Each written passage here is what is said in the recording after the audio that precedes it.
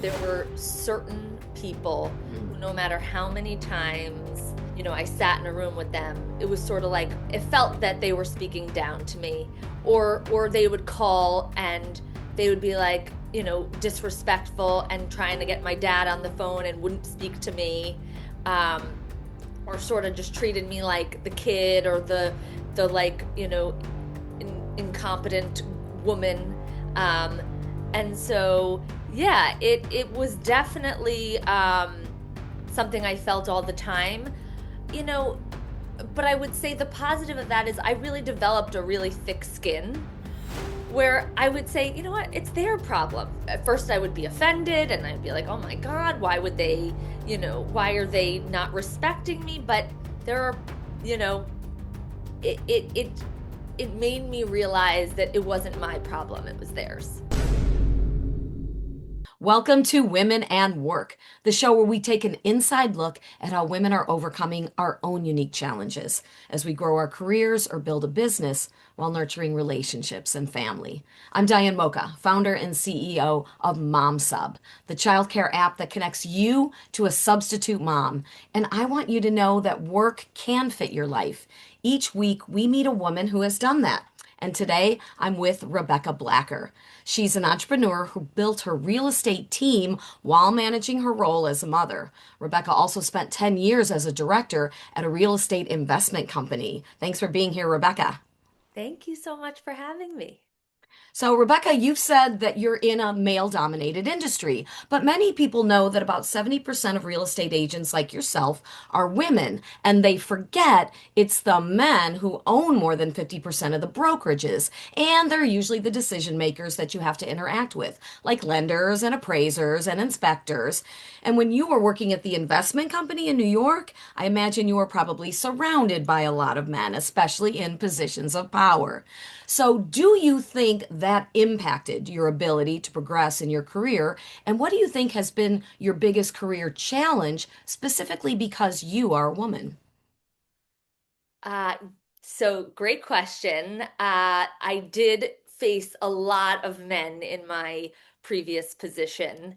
And I was young, so I was in my 20s, and I was in a big conference table with them often. And I was very sort of intimidated, being at my age and feeling like, I was a woman and I had to be, prove myself in with men.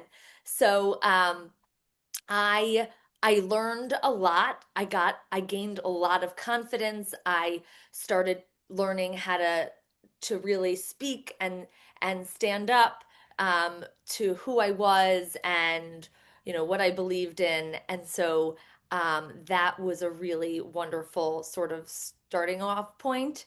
Um, the real estate industry generally, from like a management perspective, are men. There are tons of women realtors, but like you said, we're sort of the heads of the companies are mostly men. What's really wonderful about the company that I'm with, is that it's actually led by a woman. And so that was something that drew me to the firm. And we have a wonderful relationship, and that's been a really positive piece of my work. hmm So tell me, how did you get in those rooms with those men who were decision makers? What did you do to get to that conference table where you weren't just put in a role as a secretary or an admin and kind of stuck there? Right. So I had the sort of added twist of I worked with my father. So when I was in a family business. So in addition to being the only woman in the room, I was also the child of the boss. You were the Like Nepo baby. I was a Nepo baby. So like I had, twice as much to prove. Oh, Um, and, I think, there's like multiple perspectives. Of course, there's like an amazing opportunity to have a father who is also an entrepreneur and gives you, a job. But I really felt like I had a lot to prove. And so um, my father was an amazing mentor, and we would leave a meeting and we would kind of go over, like, okay, how could we have, how could you have sort of contributed to that meeting um, in a way where you would gain more respect? And we would sort of go through that each time until he wasn't in the room anymore. And I was leading the meeting and had no, you know, nerves anymore. Nice. Yeah. And did you have some people who just never gave you the respect that you thought that you deserved, that you grew into, that you earned, that were always skeptical of you because you were young or, in the family or a woman? Did you feel that discrimination, or do you think that your father set the tone to eliminate that? I definitely felt it. Mm, There were certain people mm, who, no matter how many times, um, I sat in a room with them, it was sort of like it felt that they were speaking down to me, or they would call and they would be like, disrespectful and trying to get my dad on the phone and wouldn't speak to me. Um, or sort of just treated me like the kid or the like, incompetent woman. Um, and so, yeah, it was definitely something I felt all the time. You know, but I would say the positive of that is I really developed a really thick skin where I would say, you know what, it's their problem. That's not my problem, right? Like I can't change people, but I can like change. At first I would be offended and I'd be like, oh my God, why would they, why are they not respecting me? But there are, you know, it made me realize that it wasn't my problem, it was theirs. mhm. Before you developed that thick skin, were you sensitive? Did you ever have to cry in the bathroom? Did you ever have nights where you're like, I don't know if I can keep doing this? Um, yes. Uh, there were definitely times where I um, cried in the bathroom. I would say that my crying in the bathroom was usually not from those meetings.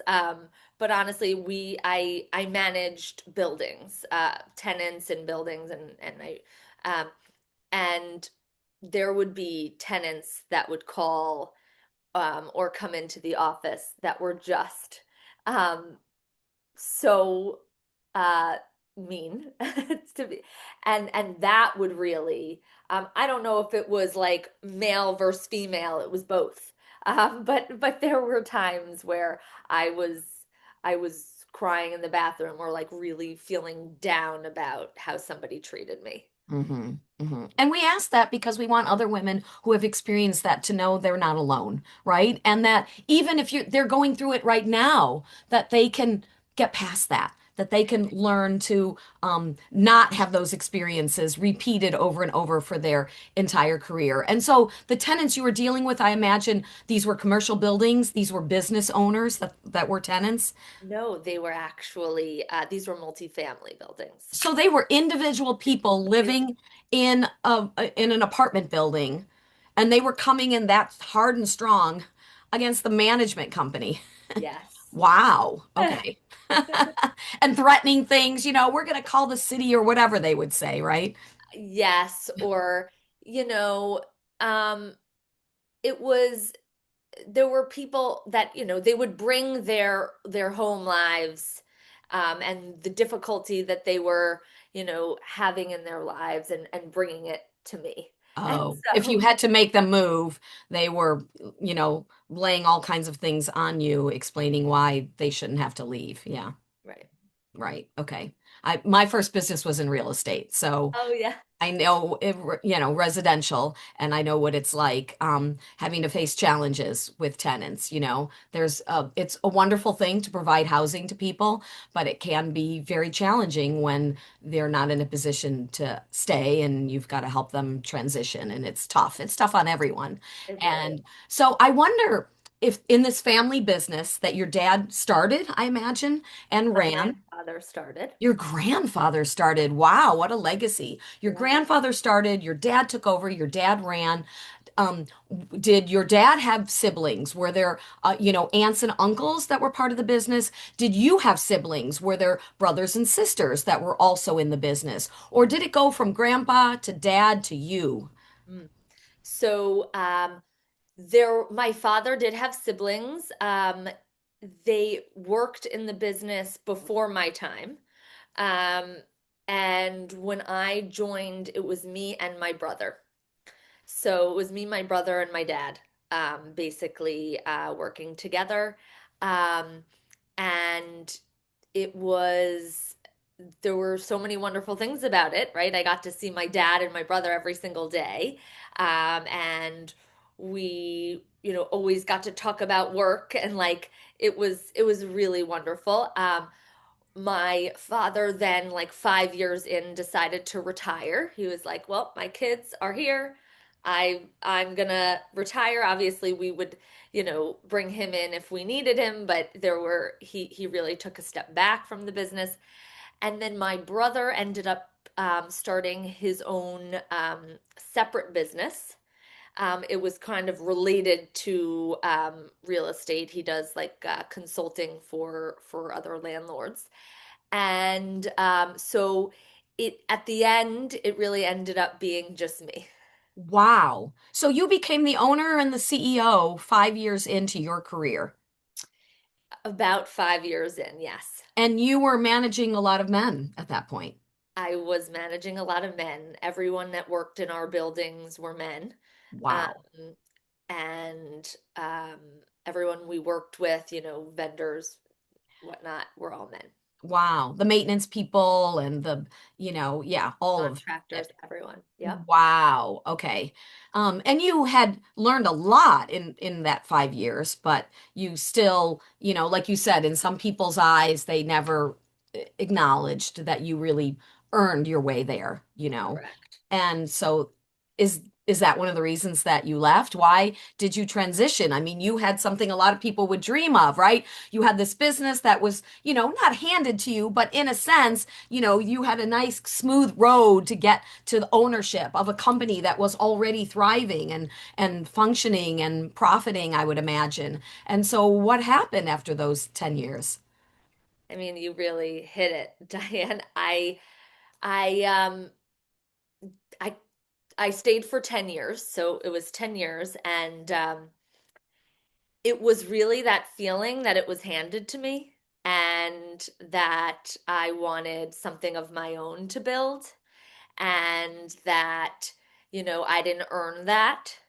And all those voices that were, talking to me about, like, this was something your grandfather built and your dad built, but this was just, something that was given to you on a silver platter.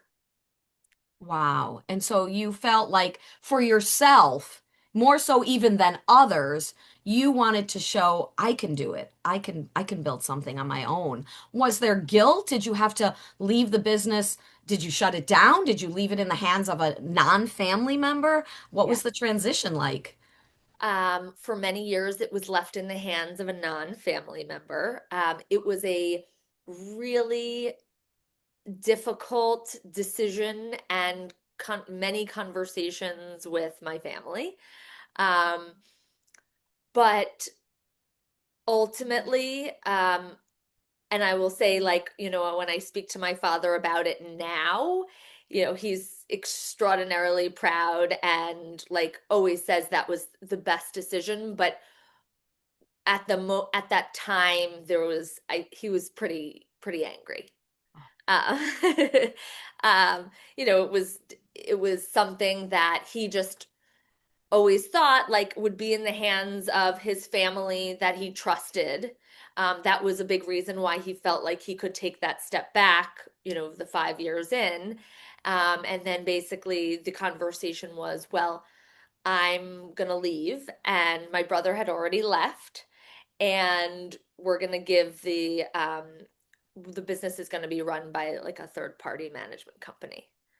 Ah, okay. So you still had ownership and he still had ownership? Still You ownership. didn't sell it. Okay. Did not But sell it at somebody, that time. We since sold everything. okay. But for the first probably 3 years after I left, it was just managed by a Ah, third party. Yeah. how many doors? It was about 1,000 doors. Wow. One management company took over management of all those units. Yeah. Okay. Wow. Okay. And before that, and the internal people who worked at the company, Hmm. that kind of dissolved, or they sort of, yeah. Basically, we were the owner managers. So Mm-hmm. all the managers, support, leasing, Hmm. everyone was, left, and it went to this other, third party management company, and um, I went to become a broker. Wow. So those people, of course, you gave them lots of um, notice and help, I would imagine, but they had to then transition and find out what they were going to do next too, the people that had worked for you. So that was Yes, well, a prob- lot of but I would say the people that worked within the building stayed. So all the building okay. staff stayed. It was just the office. Okay, the real top people that the management company took over. But still, that's a huge burden, and you had, the guilt of other people's opinions who didn't agree with this decision. Tell me what was going on in your personal life at that time. Were you married? Were you thinking of getting married? Were you in a relationship? Did you have children? Were you thinking of having children? Did any of those personal things that women sometimes think about that impact their career and men don't in the same way have an influence on this decision? So in my personal life, I was married. I had already had my son. He was 2 years old, and I was pregnant with my daughter. That's a big changing time, right? A lot of times when you're like, okay, this is going to tip the apple cart, right? With one, I could handle it. I could bring him, Yeah. With two, how am I going to do this? So, was that part of the decision-making process? So interestingly, it wasn't about it was really more about if I'm not going to be home with my kids, then I, one, need to really love what I'm doing, and feel really proud of it. And I think that was really where my decision came from, because ultimately when I was in like it was pretty much a 9 to 5 what I was in before. And I think it's the flexibility of a realtor, where there's definitely you can make your own schedule, but you ultimately end up working many more hours than a 9 to 5. So I I left to go do something where I was going to be working more, but it was something I knew that I really wanted to do, and I think that's been my motivation from the very beginning, is like I just left my family business that was, like like we said, handed to me, um, an opportunity where I could probably be with my family more. And but I'm gonna make a crazy decision and go and go start my own thing. But um I had to, you know, I had to succeed. There was no other choice. Hmm. And so what you said is very insightful, and it happens for a lot of women that you recognize that controlling your schedule is very powerful. And while being an entrepreneur usually requires more work, more hours, sometimes even more stress, when you're doing it for something that you love, when you know it's your own, when it's a decision you've made, and when you can control your schedule and be with your family at the key times you want to be with them, that extra work is, after hours, after the kids are asleep, on a weekend when there isn't a soccer game or a dance recital to go to, when you decide what you're going to be at and what you're not. I did that as well. I was a television reporter for 15 years, and that's very demanding. And I knew I didn't want to just miss all those things in my kids' lives. And everyone's different of what their priorities are. There's no right or wrong. But for me, if I could be freelance and adjust my schedule and only work when I didn't wasn't missing anything with my kids, Yeah. then that was important to me, more important to Yeah. me. And so it sounds like you recognized that it might take more hours, but having control of your schedule was important to you because you were a mom, because you were a wife, because you were thinking about family as well as career. Do you think that women plan these things out and make these decisions more so for these reasons than men do? 100%. Yeah. Yes. Yeah. Yeah. I think you know, there's no matter how helpful your partner might, and my husband is extremely helpful.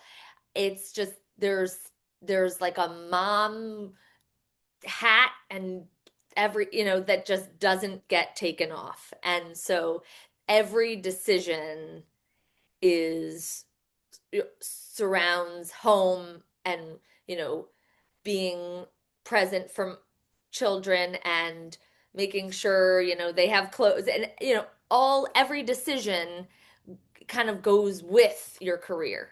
Like they work together.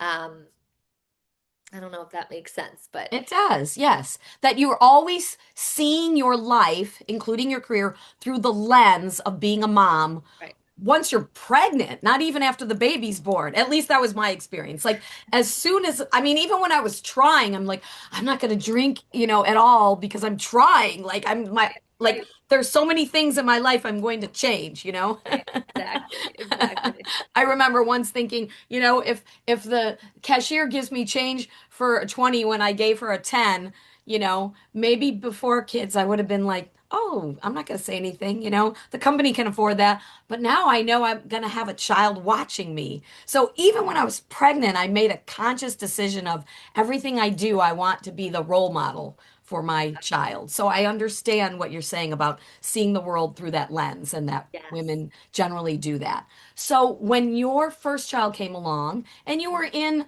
what I would consider probably somewhat demanding role, even though it was 9 to 5, you were in charge, you had a lot of responsibilities, you had this, burden on your back of sort of living up to your father's expectations.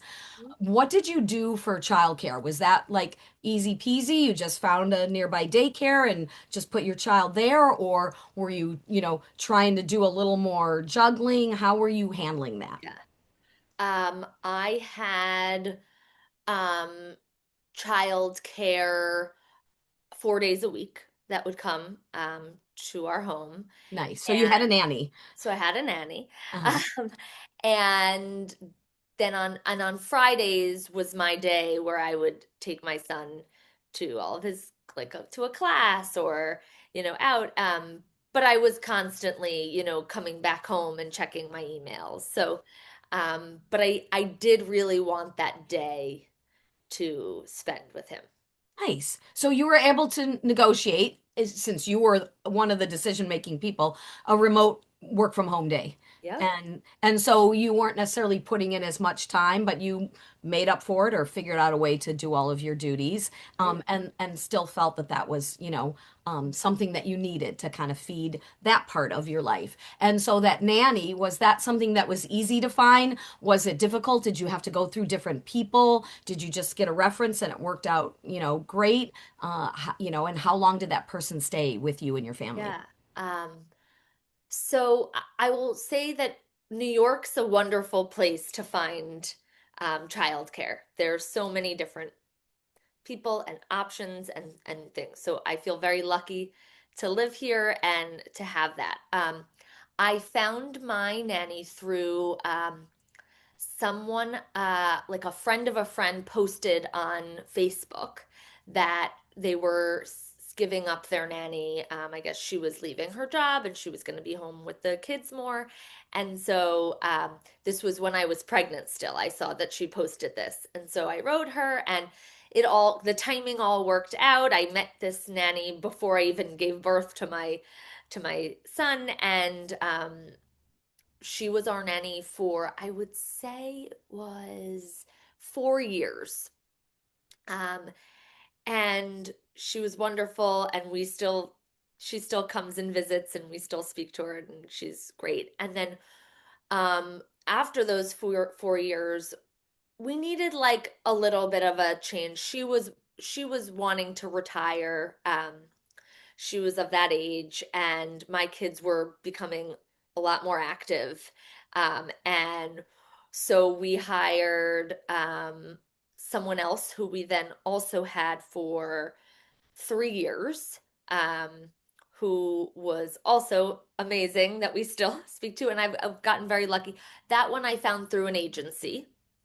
Um, and then once my kids were in school a full day, um, I now just have like an afternoon babysitter that comes. Hmm. And so when you decided to go through an agency, tell me about that thought process. Some people, recognize that, to build up their village, there might take an investment, but then other people feel like, well, I don't know if I should spend the money, or, I don't know if I should have somebody else do this. They feel that mom guilt of maybe this is a job I should do. So how did you come to that decision to have a nanny agency help you? Um, at that point, um, I was um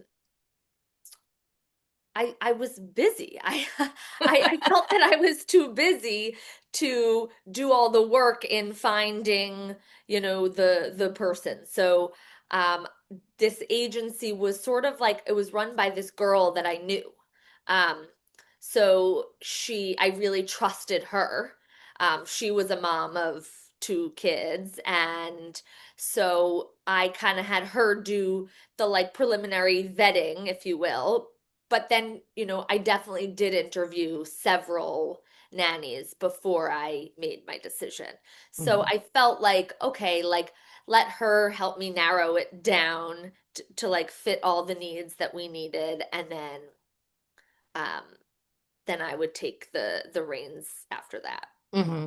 And that's what we do at Mom Sub is, all that initial vetting to make sure that, we actually send video interviews, which is even better, Oh, when that's we've amazing. got it sort of narrowed down so you don't even waste your time meeting someone in person if you watch the video and feel like it's not a good fit. It's great with everyone knowing how Zoom works and, they can just jump on a call and it helps with that vetting process. But, Yeah. that's interesting that you recognized I'm, a busy working woman and it's just much better for me to have somebody else, to do that work because it is a lot of work. And so when you ended up going to just having somebody after school, Mhm. which you would think, okay, well, I don't, it's maybe not as much of a process because we're not hiring this big full-time person, but it can Mhm. be challenging to find that part-time after school person. Did you have the same kind of luck in finding somebody kind of right away and then sticking with them for years, or have you had several Yeah. different sitters? I have to say I have been just extraordinarily lucky Nice. with childcare. I also, I don't know, maybe it's like it's really been just amazing luck. So with the afternoon person, it definitely was a harder sort of role to fill, because I think a lot of people are looking for a full-time job. But a friend of mine had this kind of 20-year-old girl help her in the summer. And I asked her if she had any friends, and she happened to be in like this big group chat with um, all these like young women who were kind of interested in babysitting. Maybe they were in grad school, maybe they were like, you know, studying to go to grad school, different things, but they were all in the New York area. And so she sent me a few options, and you know, a few of them didn't work out. The hours just weren't going to work for them. Like they actually had jobs until, they were trying to see if they could fit it in, even though they had like a full-time job. Um, and the one that I ended up selecting just happened to, she had a morning job. She was taking care of a baby in the morning. And then she was open in the afternoon. So it just worked out perfectly. And how old are your kids now? Are you, you have two, correct? Yes. My Okay. kids are 8 and 6. Okay, fun age. And so tell me about that entrepreneurial journey. You left your dad's business, you wanted to build something on your own, but you did go to work for another woman who had a brokerage. And so then you built up a real estate team within that brokerage. Yeah, so actually when I left my family business, I went to work for this small independent brokerage which was actually run by a man at the time. Okay. And what I liked about it though was it had that family feel, and I had just come from like, this family business.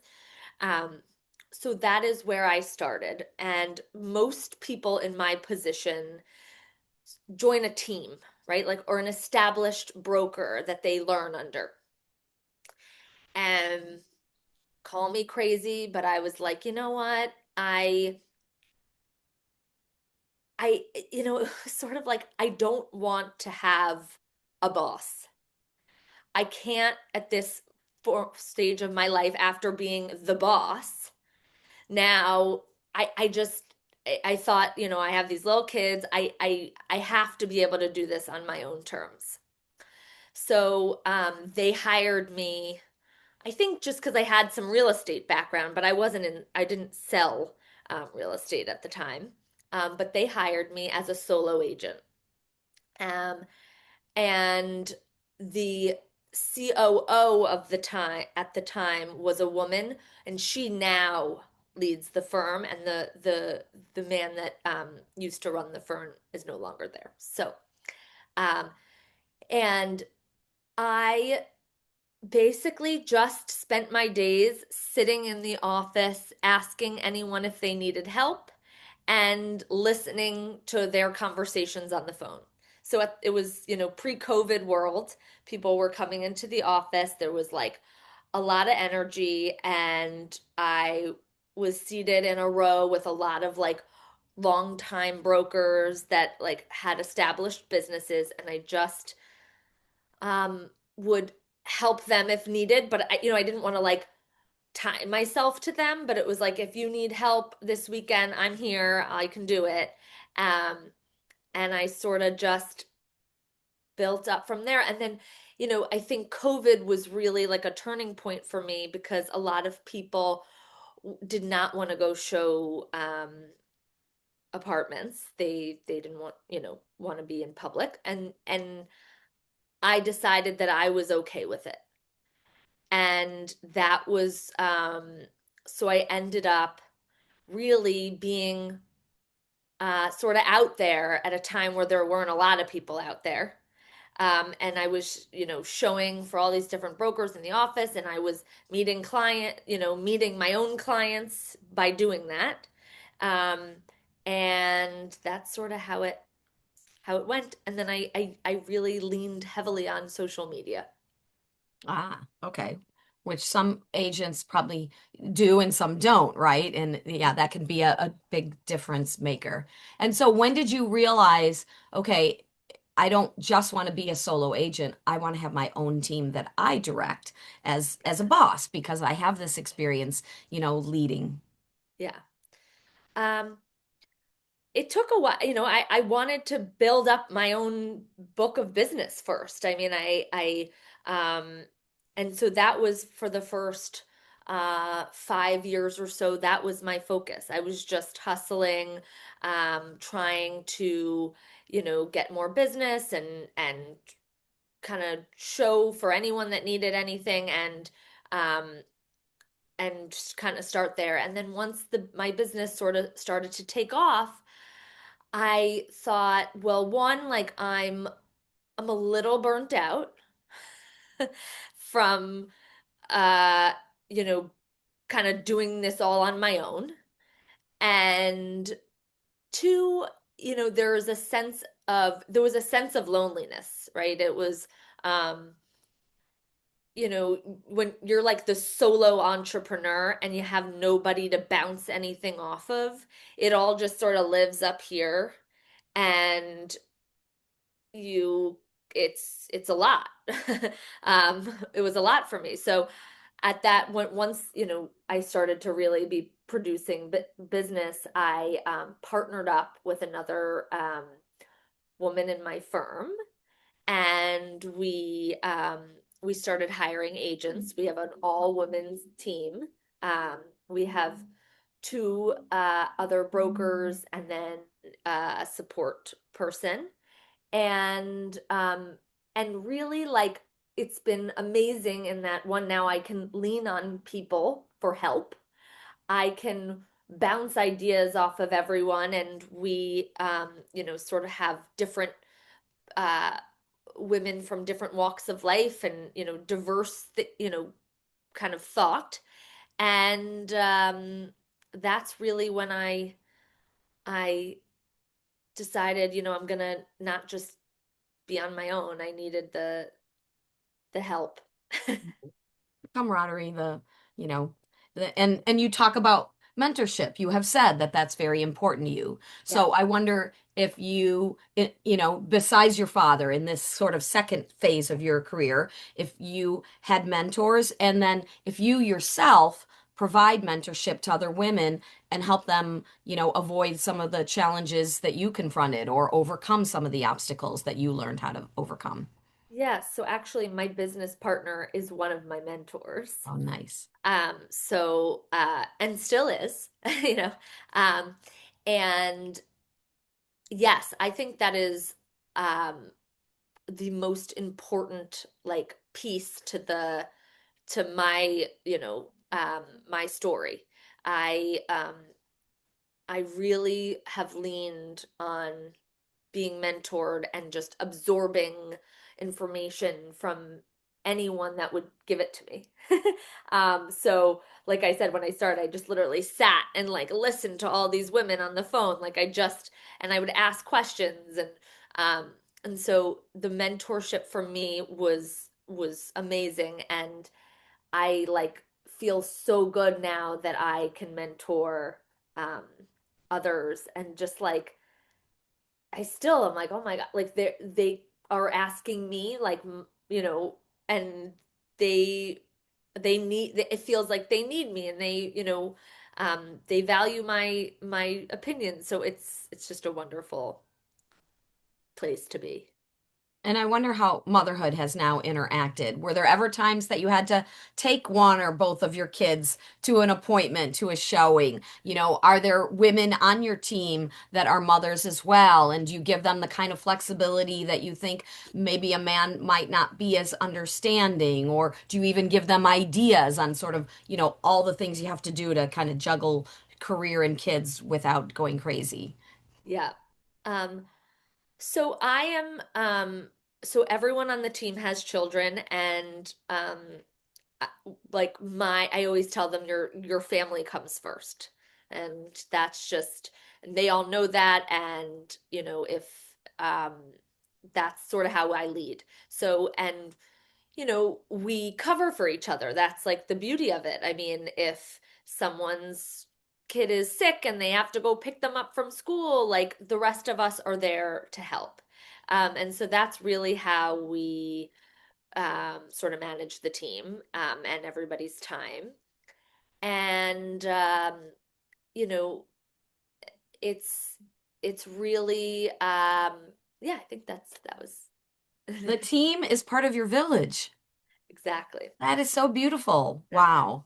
Oh, and I Wow. forgot to answer your question. So I have taken my kids to many a listing appointment on Okay. weekends typically. Um, I don't know, um, if people have been that happy about, there have been times where I've had to do it. And Mhm. I kind of like secretly love it that they get to see me like do my thing. Um, because part of this is, making them proud and making, being a role model to them. And so like I want them to see me hard at work. So Mm-hmm. And I think nowadays people are more understanding of we don't have this little compartmentalized, this is personal, this is career, especially when you're a business owner. And sometimes I think people can appreciate, I think especially other women, that hey, I'm going to be here no matter what, even though, my husband was going to be with the kids today and he couldn't because he had to go help his family who had an emergency. And so they're with me, but then they're sitting there quietly most of the time. And they're understanding. I think we just all need to help each other, right? Give each other grace. And if you see a parent and they've got a kid having a tantrum, I always try to let them know we've been there. It's okay. yeah, Don't worry about it. So right. all these things that you've experienced and learned in these different phases of your career, I wonder if you could go back to an earlier version of you, knowing Mhm. then what you know now. What is the one thing that you would want to change? Yeah. I think I would have maybe started the team earlier or asked for more help earlier. Um, I think I've realized, and this is sort of just as you age and grow and experience, is I'm not great at everything. Um, and like I have my strong suits, and then there are things that other people or on my team are much better at. And it's better for my clients, it's better for everybody's sanity to not like just do everything themselves, and to sort of um, delegate a bit more and realize that um, I can relinquish control to others that are better at that particular part of the business. Hmm. So having done it earlier, it might have even um, grown faster because you would have been able to kind of fill in those pieces that maybe you didn't have in terms of the strengths and weaknesses and sort of recognizing that, collectively, right? We're, 2 plus 2 is not 4, right? Right, It's 10 or 20 because right, of what everyone brings and how it enhances the whole team. So right. what a beautiful lesson. And I thank you for the insights that you've revealed today on Yeah. this episode of Women and Work. If you were inspired by today's story, remember to share it with a friend, leave a review, and subscribe to meet our next amazing guest. If you or anyone you know is struggling to find the right childcare, check out MomSub's free webinar that guides families through the steps to find and keep trusted, reliable childcare at momsub.com/webinar. That's momsub, like a substitute mom. You can connect with MomSub on Instagram, TikTok, Facebook, or LinkedIn. Our mission is for you to discover what you want in life and then pursue it with intensity. Reach out for help when needed and fulfill your dream, reducing your stress, guilt, and self criticism, and increasing your calm, confidence, and clarity along the way. Remember, your career, your choices, and your success are yours to define. So keep pushing boundaries and spreading your love and encouragement to other women who need it.